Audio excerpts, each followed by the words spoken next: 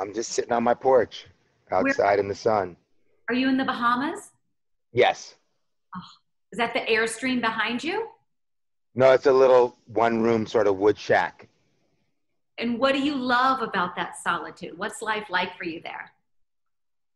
Life here is amazing. I mean, if you have to be quarantined somewhere, uh, this is a place to be.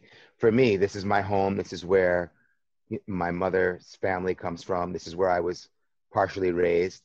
Uh, and I've been here for so many years, and it's in the middle of nature, uh, beautiful water here. Uh, and I have my studio here, so I'm able to make music, which is obviously very important to me. I could use some of your stillness, Lenny. I like what you're putting out over there. Your book, by the way, congratulations. What a labor Thank of you, love. thank you, First thank you. 25 years of your life. Is there a favorite memory that you like to relive in the book that meant the most to you? You know, all of it's really interesting. I didn't realize what a journey I'd had. I think I tend, when it's your life, right? And you see other people's lives as being perhaps more colorful or interesting. But I learned that I had an interesting life, and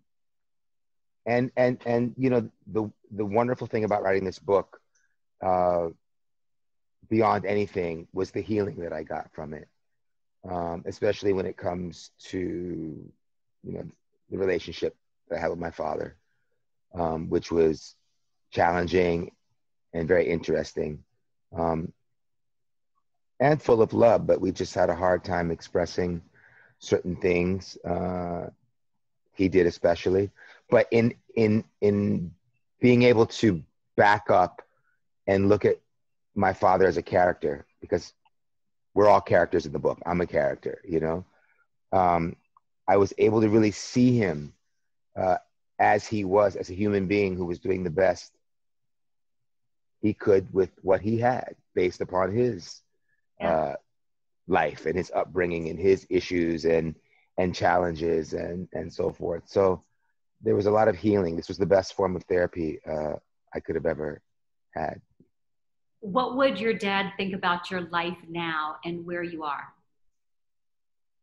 I think he would. I think he would be happy. I think he would see that I've gotten to a place of real peace, which you know has taken time. But some of us never make it to that place. Yeah. So making it there, you know, uh, at this age for me is a great gift to still be young enough and have have so much ahead of you, God willing, um, in this new place where things are more in order and calm, and you learn a lot living this life. What did you learn from your dad about how you're doing it different now with your daughter, Zoe? I think it just came naturally to me. I mean, I knew what I didn't want to be, you know, but again, I can't, because our relationship was what it was. Um, that's fine. What I got to see was what a great grandfather he was.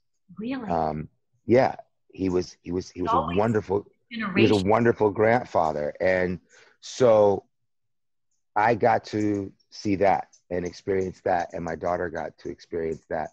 So therefore, you know, you see a lot of people who had strained relationships with their parents, and then they somehow pass that on to their kids because they speak about it, Yeah. and they speak negatively about the experience, and that's not fair.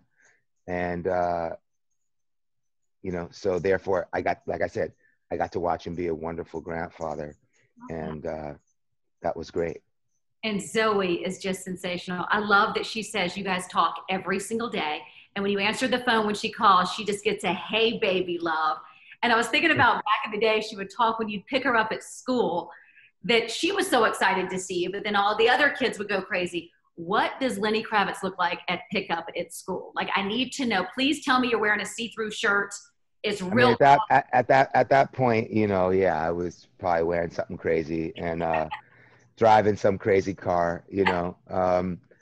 So she used to ask me to, you know, can you pick me up like down the block, please? You know, we don't need to make this scene. Now, of course, I wasn't trying to make a scene. I was just being myself, but Yeah. I understood. You know, what's great about her is that she has always been her own person, and she didn't want to be, you know, she didn't want people, you know, judging her and seeing her in a certain way because of who her parents were, you know.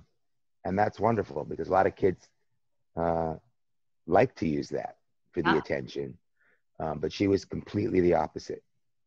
Well, she's got two great parents. I mean, you and Lisa Bonet have certainly done it right, setting out what it's mean to conscious uncouple or whatever the term would be. You naturally did that as well. How is it having that relationship with Jason Momoa and Lisa? How do you do it so well? Let love rule. You're living it. Absolutely, absolutely. You can't base your life on love and not operate in that fashion. It's for me. We love each other. We're family. We will always be family. And from the moment I met him, I loved him. Took 5 minutes, you know, to understand what kind of person this was and is. And we enjoy each other, you know. It's the best gift, you know, and that's the way we live, and that's how we represent love.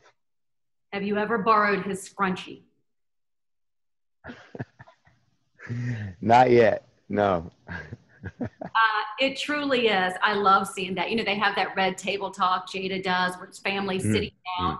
I know you don't want to share that much of your life, but you really would be one leading by example. You have so much love to give and to share. Red table talk, Lenny, I don't know, maybe with the next book coming out the next 25 years, this could be good. You know, I'm always down to communicate.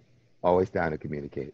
That's the key to that right there. My favorite chapter of the book was talking about when you fell in love with Lisa Bonet. Now, to the kids out there that don't know, you saw her on a TV Guide magazine, those great tiny little magazines. Initially, yes. Yeah, I was at a friend's house where I was actually living at the time in New York City with my friend Alvin, who'd taken me in really off the street. I met him in a music store, and then I ended up going to hang out with him because he had this great studio at his house, and he had seen me playing on Soul Train with Herb Alpert like days before I met him. And anyway, he had this big widescreen television, one of those old ones, one of the first ones, and the TV Guide sitting there, and the Cosby show characters were on the cover. And yeah, I said, I'm going to marry her. And somehow I did. Yeah. Tell me about the first date. New Edition. Was it Cool It Now? Well, no, that's where we met. So I was there because I'd helped get my friend the gig playing drums for New Edition. Oh. So got him the audition. He got the gig himself. But so I was going to see him play. And then after the show, I went backstage, and I got into an elevator that was going to take me down to wherever the dressing rooms were. And there she was with a friend. And, what'd you say? I said, I like your hair. What'd she say? I like your hair. So anyway, it started with that. And then the wedding to her. What do you remember about the proposal and all that? Because looking back now and reading your book, I just felt like y'all were so young, Lenny. It's neat to look back to where everybody is now. Y'all were babies. Yeah, you know, I mean, I left home when I was 15. So, you know, but it's funny, you don't feel like you're that young then. You know, when I looked at my daughter when she was 15 and thought, what if she left now? You know, what if she decided, that's it, I'm going to go live my life? I mean, she was a baby in my eyes, you know, and that's how it was to my mother. And now I got to understand obviously how my mother felt when I left at a time where there, you know, weren't cell phones and all of that. And, you know, it wasn't for a payphone, you know, we weren't speaking, you know. But I'm glad that I did. It was a great education. Me getting out into the street and starting to walk on my path and find, you know, what my life was going to be. I think that drive of yours had to have come a lot from your dad, the way you describe in the book. Where does the fashion come from? Is that from dad? Is that from mom? Is that just in you? And what They were both fashionable. They were both fashionable. I mean, my mother incredibly, you know, had great style, but they both were enjoyed nice clothes and so, but also from just all the artists that I grew up watching.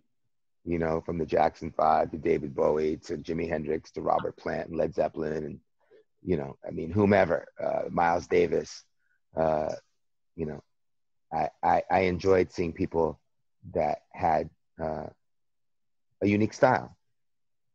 And Lenny, how do you describe yourself right now? I just turned 50. I think the 50s are tremendous. I've never felt more like centered, energy good. Mm-hmm. One word to describe where you are right now.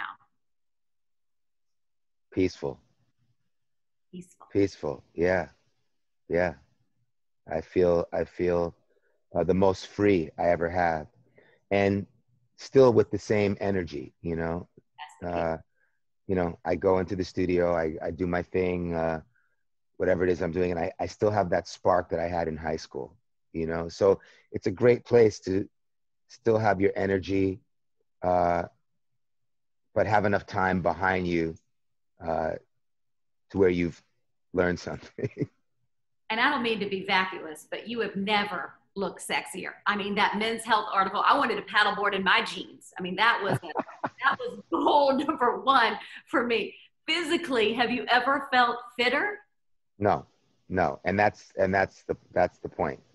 The best is always in front of it's always in front of us if we want it to be. Yeah. And you know, and that's the way I live. And you know, I'm conscious about my body inside and out.